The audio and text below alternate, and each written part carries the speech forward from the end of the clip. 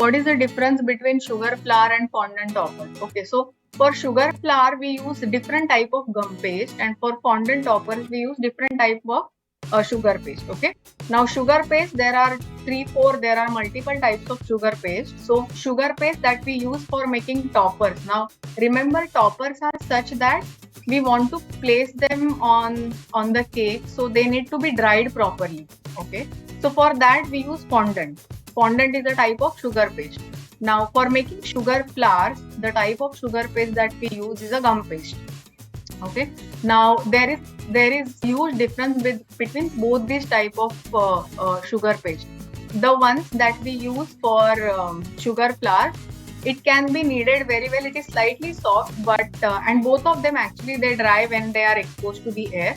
But the gum paste, you can actually roll it very thin. Okay, you can actually roll it very thin, so that you can use it for making your sugar flours. But when you cannot use that for covering your cakes, only fondant can be used for covering your cakes, because both of their contents, their ingredients are completely different. If you try to cover your cake using the gum paste, then you will have a lot of cracks on your cake, or it will be super dry. Fondant, after drying, it doesn't become so hard like the gum paste. It becomes like a rock. So that is the main difference between the sugar paste that we use for sugar flour and fondant toppers. Okay, see, basically sugar flours are made to make your wedding cakes look beautiful, and there is different set of home bakers who focus on their intention. Is like, we have Gloria, right? She doesn't sell any cakes. She gets that happiness by participating in events or by participating in contests, right? So there are a lot of homemakers who have created their own niche by they want to participate in the competition. So there are a lot of display competitions that happen in big cake related exhibitions, or are only focused on doing wedding cakes.